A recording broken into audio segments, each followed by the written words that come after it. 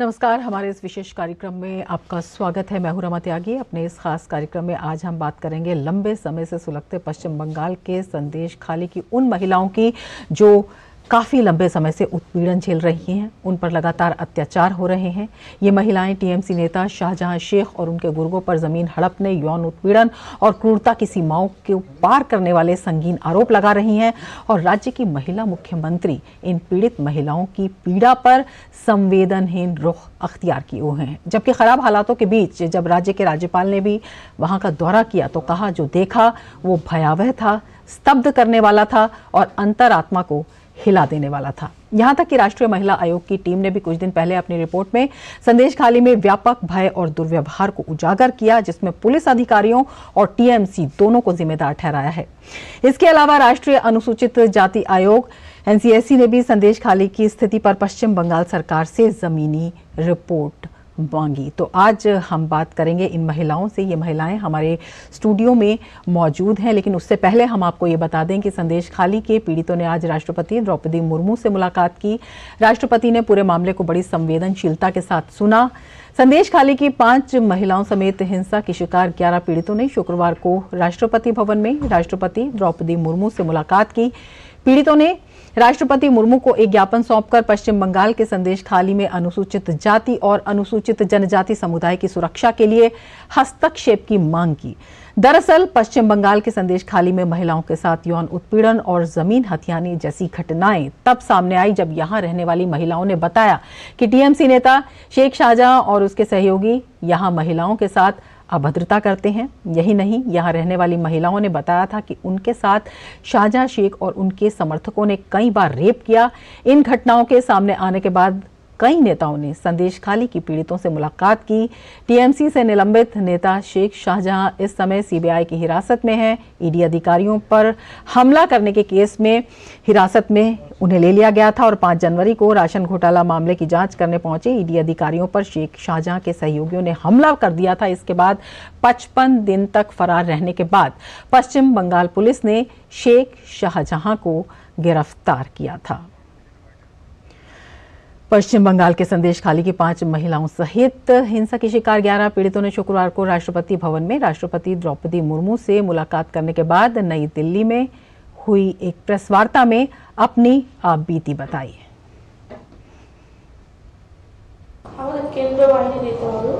रात को उठा के लेके जाते थे और इनको बोला जाता था कि पीठा बनाओ। पीठा एक बंगाली में एक स्वीट टाइप का होता है जो त्योहार में बनाए जाते हैं और उस पीठा के साथ दारू पीते थे वो लोग बैठे बैठे। और अगर कोई ना जाए तो उनके परिवार के ऊपर उनके जो पति है उनको मारा जाता था, पीटा जाता था, फिजिकली असल्ट होता था, जिसके कारण उनको जाना पड़ता था।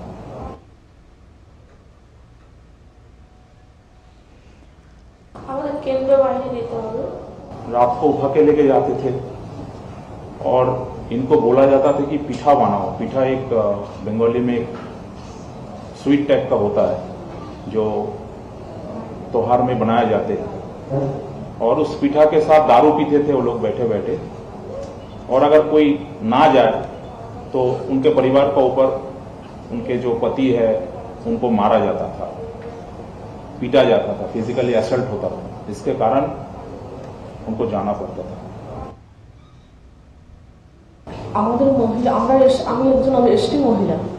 इनका ये बोलना है कि अभी जो प्रेजेंट सिचुएशन वो ये है कि अभी भी घर घर में थ्रेट चल रहा है।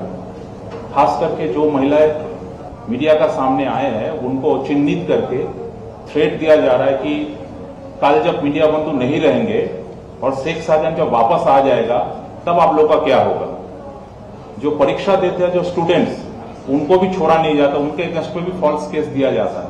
ये अभी का स्थिति है।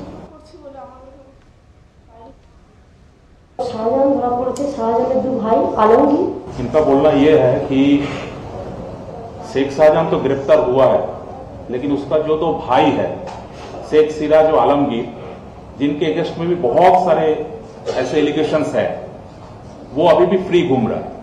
उसको अभी तक पुलिस ने अरेस्ट किया नहीं है, ना ही सीबीआई ने अरेस्ट किया है। तो बेहद दर्दनाक स्थिति से गुजर रही हैं ये महिलाएं और इन्होंने बताई अपनी आप बीती प्रेस कॉन्फ्रेंस के ज़रिए, और उन्हीं में से दो महिलाएं हमारे साथ आज मौजूद हैं स्टूडियो में। उन्हीं से जानेंगे उनकी आप बीती, उनकी ज़बानी, और साथ में हमारे साथ दो ख़ास मेहमान भी इस वक्त मौजूद हैं जिनका परिचय मैं आपसे करा देती हूँ। हमारे साथ प्रोफेसर अनुपम बेरा हैं और हमारे साथ सुमित्रा गोयनका हैं जो सोशल एक्टिविस्ट हैं। अपने सभी मेहमानों का हम स्वागत करते हैं। सुमित्रा जी, सबसे पहले हम आपके पास आना चाहेंगे और आपसे जानना चाहेंगे कि क्या कुछ हुआ इनके साथ। हम जानना चाहेंगे कि किस तरह से ये अपनी आप बीती हमें बताना चाहती हैं।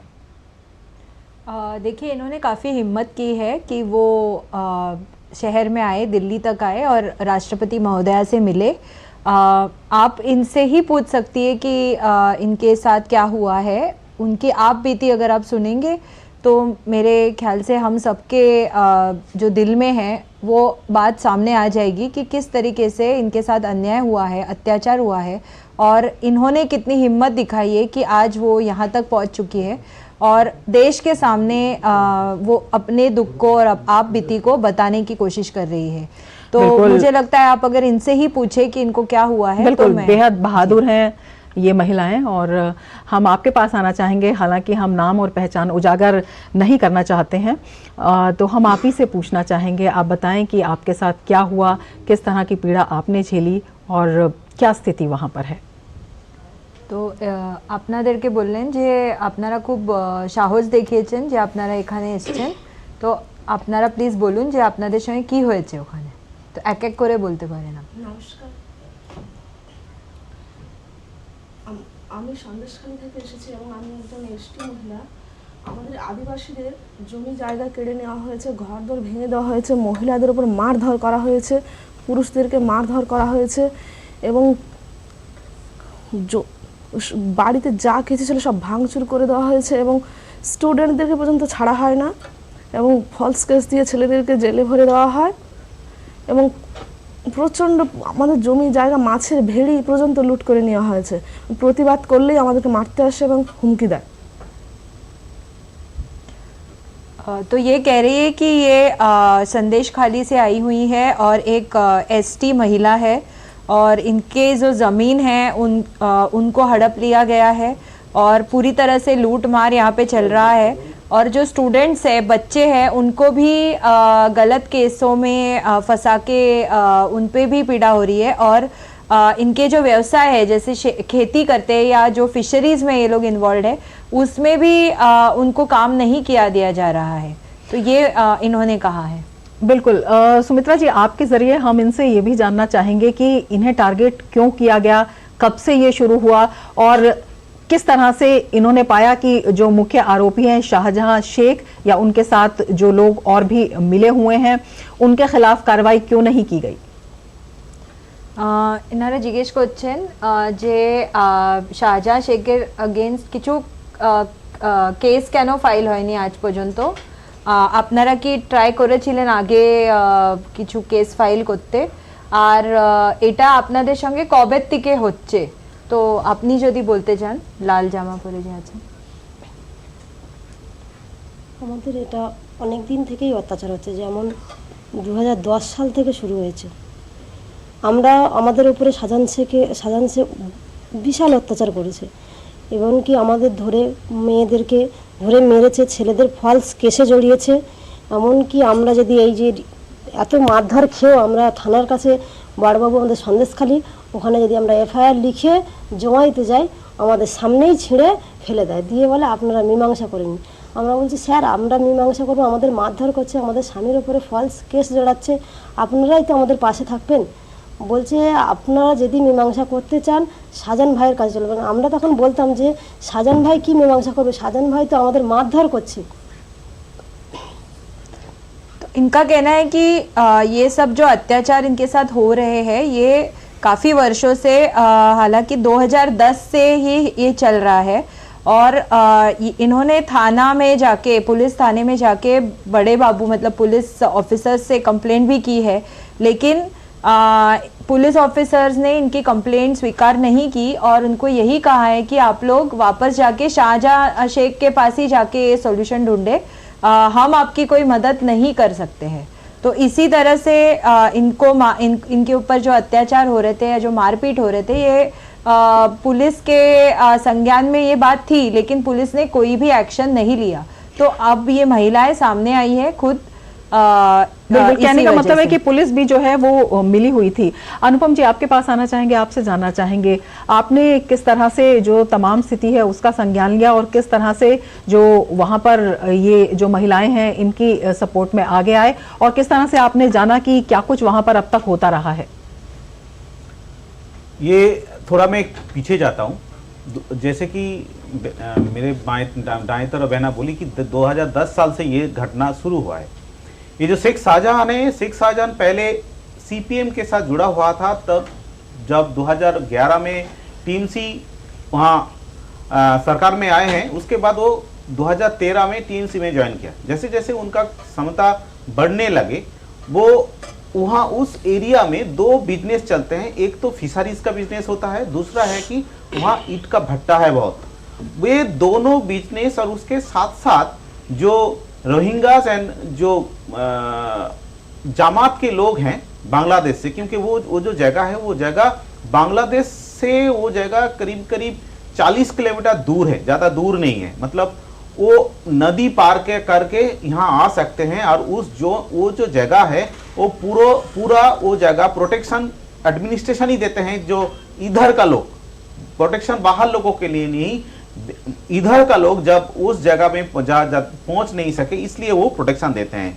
और ऐसा होता है कि धीरे धीरे जब उसका वो क्षमता बढ़े, वो पूरा जगह जितना वो लोग रहते थे वो सारा लोग आइदर वो एससी है और एसटी है। जनरल का जो जनरल कैटेगरी का लोग बहुत कम है। बट वहाँ क्या होता है कि उस लोगों का जो जगह है वो लोगों ने जबरदस्ती दखल करके वहाँ फिशरीज बना दिया और जो लोग वो धान और खेती करते थे वो खेती का सारा चीज वो लोग ले लेते थे। इनको पैसा भी नहीं देते थे, थोड़ा बहुत पैसा देते थे वो भी। जी, पूरा मामला ये जो जमीन के हथियाए जाने से है उससे जुड़ा हुआ है।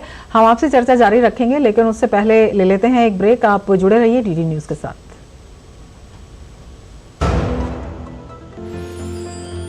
साल बरस और सदी नहीं, एक युग गुजर जाएगा। उम्र न पूछो वंडर की, जब फर्क नजर आएगा। वंडर सीमेंट, फर्क नजर आएगा। Come on boys, let's go practice। अरे रुक यार, मेरे बैंक अकाउंट में गलत एंट्री का प्रॉब्लम हो गया है। तो बैंक को कंप्लेन करना। बैंक को लिखे 1 महीना हो गया है, बट वो गूगली पे गूगली डाले जा रहे हैं। तो आरबीआई के लोकपाल को इन्फॉर्म करो। रुक, मैं समझाता हूँ। जैसे क्रिकेट में थर्ड अंपायर, वैसे ही आरबीआई का ओम्बुड्समैन। आरबीआई कहता है अगर बैंक आपकी कंप्लेंट को 1 महीने में नहीं सुलझाता तो आप आरबीआई के कंप्लेंट मैनेजमेंट सिस्टम पर ऑनलाइन कंप्लेंट कर सकते हैं। ये आरबीआई का आसान तरीका है आपकी कंप्लेंट सुलझाने का, और वो भी फ्री। आरबीआई कहता है जानकार बनिए, सतर्क रहिए। गोल्डी छोले मसाले, जहाँ जाए रिश्ते बनाए, जहाँ जाए रिश्ते बनाए, गोल्डी मसाले। सीमा पर देश की रक्षा करते जवानों की दिवाली सोनी ना हो, इस बात को ध्यान में रखते हुए पीएम मोदी ने इस साल भी देश के जवानों के साथ मनाई दिवाली। पापा मोदी जी के साथ। मेरा बच्चा। जानते हैं मोदी जी कि त्योहार में हम तो नहीं जा पाते बेटे के पास, इसलिए वही चले जाते हैं परिवार बन के उसके पास। सच कहूं, हम सब है मोदी का परिवार। मेरा भारत मेरा परिवार। चुलबुलापन जिसकी हर बात में भूल जाए।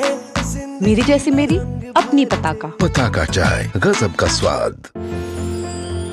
साल बरस और सदी नहीं, एक युग गुजर जाएगा। उम्र न पूछो वंडर की, जब फर्क नजर आएगा। वंडर सीमेंट, फर्क नजर आएगा।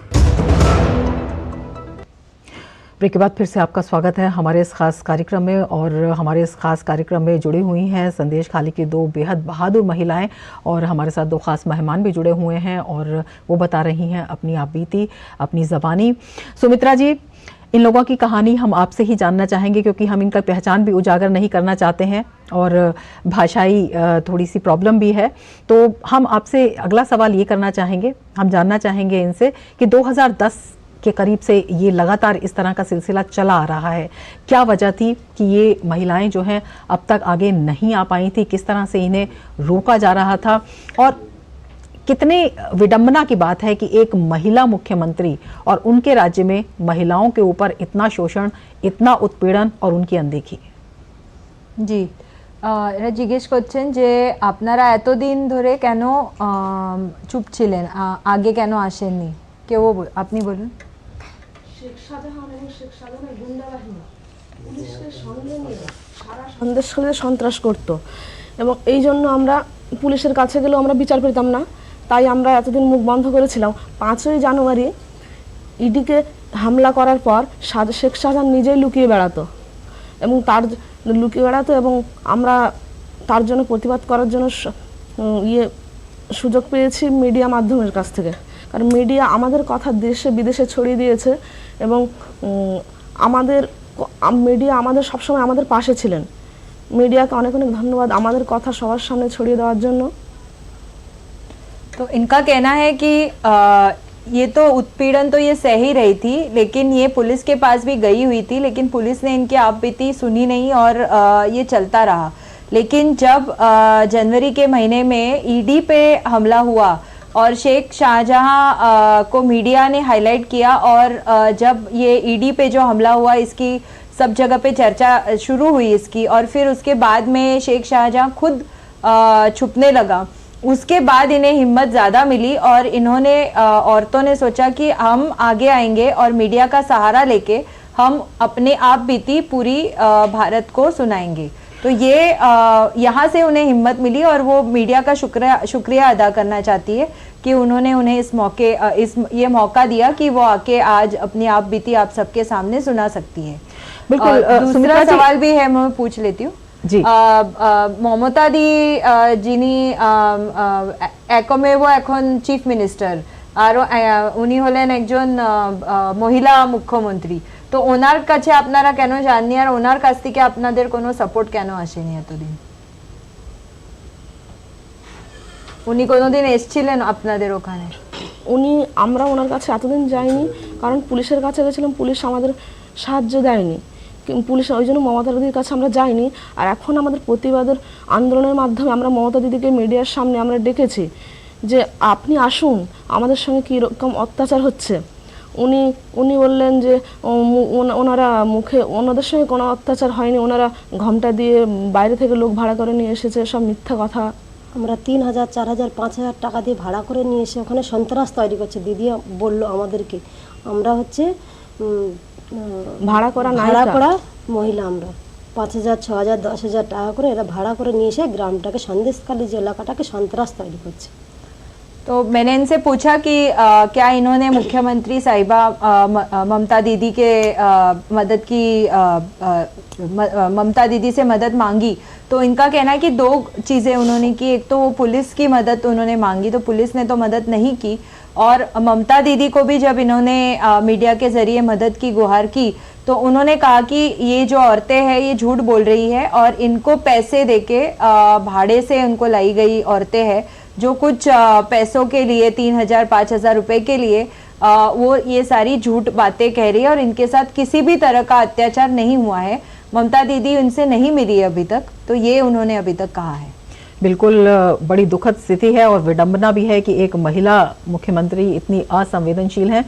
अनुपम जी, आपके पास आना चाहेंगे। आपने बताया कि पूरे मामले को आप 2010 से देख रहे हैं, जिस तरह के आरोप इन पर उल्टा लगा दिए गए, जिस तरह से इन्हें ही कटघरे में खड़ा कर दिया गया, उसके बाद किस तरह से कितनी बड़ी बहादुरी इन महिलाओं को देखते हैं। इन्होंने हिम्मत नहीं छोड़ी और ये अभी भी आरोपी के खिलाफ खड़ी हुई हैं, अपना दर्द बयां कर रही हैं। एकदम सही बात है।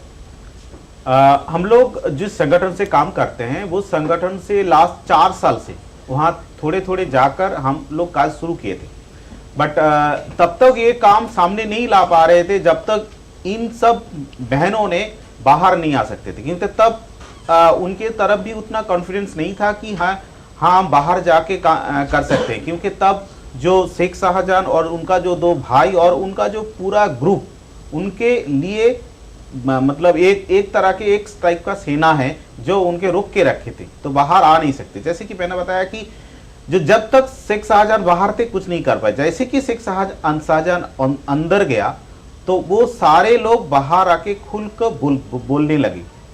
ये एक बड़ी बात है कि पूरे देश में जब कोई दलित के ऊपर अत्याचार होते हैं सारे लोग बाहर आ जाते हैं। और संदेश खाली एक जगह है, जो संदेश खाली विधानसभा है, वो एसटी सीट है जहां ज्यादातर लोग एसटी और एससी है। वहां का बात अगर ये राजधानी में नहीं होगा तो और कहां करेंगे। तो इसलिए ये लोग सामने आकर बोलने के राजी हो गए। और इतना साहस दिखाने के लिए मैं सारे हमारे टीम जितना है जो लोग हम काम कर रहे हैं, बिल्कुल आपसे चर्चा जारी रखेंगे अनुपम जी, लेकिन उससे पहले वक्त है एक और ब्रेक का। आप बने रहिए हमारे साथ, देखते रहिए टीटी न्यूज़। साल बरस और सदी नहीं, एक युग गुजर जाएगा। उम्र न पूछो वंडर की, जब फर्क नजर आएगा। वंडर सीमेंट, फर्क नजर आएगा। मैं क्या जी, सब जानते हैं, जहां दिखे मारियो, अपना समझ के खा लियो।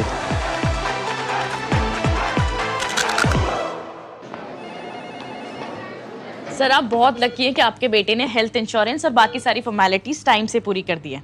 अब आप घर जा सकते हैं। मेरा बेटा? तो फिर आप? पॉलिसी बाजार। क्लेम के टाइम पे हमेशा आपकी हेल्प को तैयार। पॉलिसी बाजार, 1 करोड़ का हेल्थ इंश्योरेंस सिर्फ 390 रुपए महीने से शुरू। यारो, शादी तो मैं प्रीति से ही करूंगा। कॉलेज टॉप करके अच्छी सी नौकरी लूंगा, झट से प्रीति को प्रपोज कर दूंगा और फैमिली हॉलिडे स्पेन में। वाह यार, मैं तेरी प्लानिंग का बड़ा फैन। तू आज ही एसबीआई में अपना सेविंग्स अकाउंट ओपन कर ले और अपने स्पेन हॉलिडे की सेविंग शुरू कर दे। एसबीआई सेविंग्स अकाउंट के साथ पाइए सेफ, सिक्योर, कन्वीनियंट बैंकिंग और ग्रेट कस्टमर सर्विस। एसबीआई, देश का फैन। लाइफ में फाइनेंशियल आजादी के लिए एनपीएस जरूरी है। रिटायरमेंट में फाइनेंशियल आजादी रहे जारी, एनपीएस से आज ही करे तैयारी। एनपीएस जरूरी है।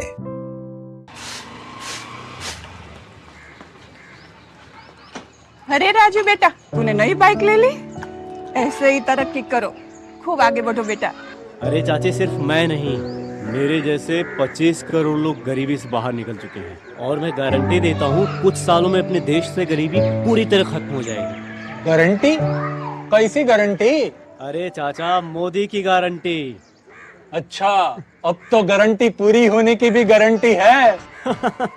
मुसीबतों की छुट्टी, मोदी की गारंटी, ओ मोदी की guarantee. Delivery boy has picked your order. अरे भाई, पता है भूख लगी है। 30 मिनट का मैसेज नोटिफिकेशन आया था ना? मैसेज के सारे थोड़ी बैठ सकते हैं। कल आपने कुछ शेयर्स बेचे थे ना? हाँ, तो चेक किया? मैसेज आया तो था। सिर्फ मैसेज काफी नहीं है। आप शेयर मार्केट में कोई भी ट्रांजैक्शन करते हैं ना, तो स्टॉक एक्सचेंज से आए एसएमएस या ईमेल को अपने डीमैट अकाउंट और बैंक स्टेटमेंट के साथ भी टैली कीजिए। बेटा, भूख में ना दिमाग बंद हो जाता है। सोच कर, समझ कर, इन्वेस्ट कर। साल बरस और सदी नहीं, एक युग गुजर जाएगा। उम्र न पूछो वंडर की, जब फर्क नजर आएगा। वंडर सीमेंट, फर्क नजर आएगा।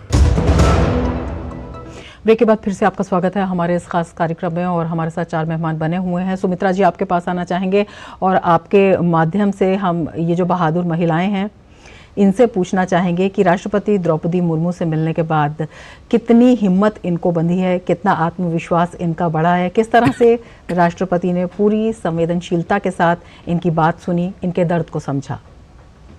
আপনারা আজকে সকালে রাষ্ট্রপতি মহোদয়ের সঙ্গে দেখা করেছেন, তো আপনাদের কি এক্সপিরিয়েন্স কি হলো, মানে আপনারা কি কথা বললেন আর উনি কি বললেন আপনাদের, আর আপনাদের কোনো অ্যাসুরেন্স দিয়েছে ওরা কিছু আগে করবে কি কোনো এমনি কিছু আপনাদের সঙ্গে কথা হয়েছে ওই ব্যাপারে?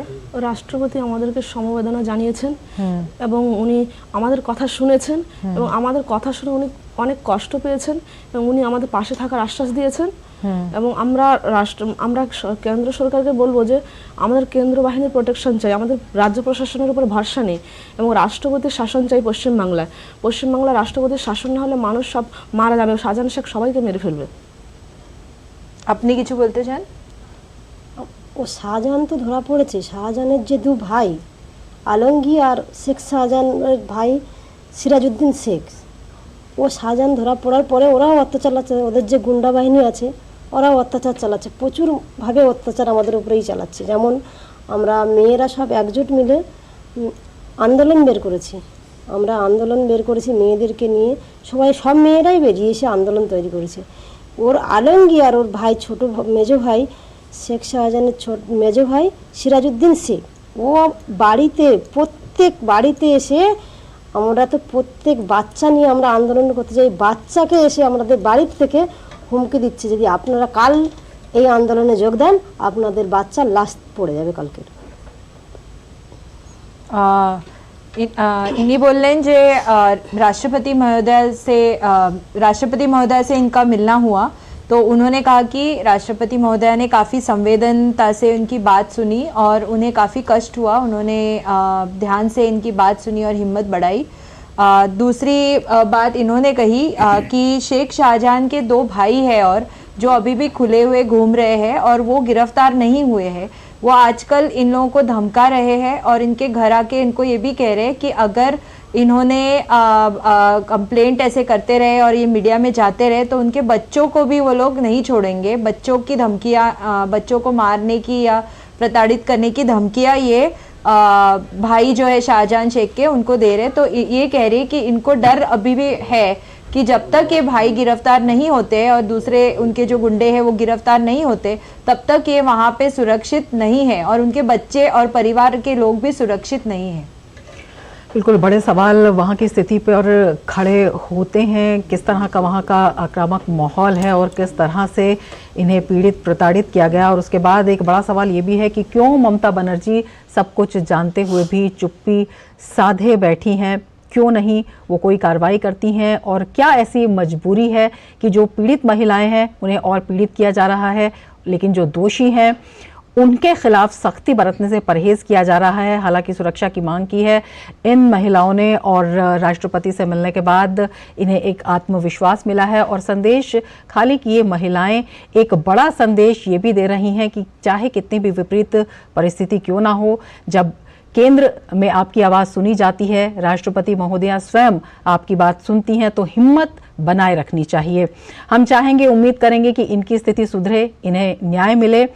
और हमारे स्टूडियो में आप लोग आए, हमारे साथ आपने अपनी आपबीती साझा की, अपना दुख बांटा, अपनी वहाँ की स्थिति बताई और इसके लिए हम आपका बहुत बहुत शुक्रिया अदा करना चाहेंगे और आपकी हिम्मत की दाद भी देना चाहेंगे। हिम्मत आप बनाए रखिए, उम्मीद करेंगे आपको न्याय मिले। और इसके साथ ही हमारे इस खास कार्यक्रम में फ़िलहाल इतना ही, दीजिए इजाज़त, नमस्कार।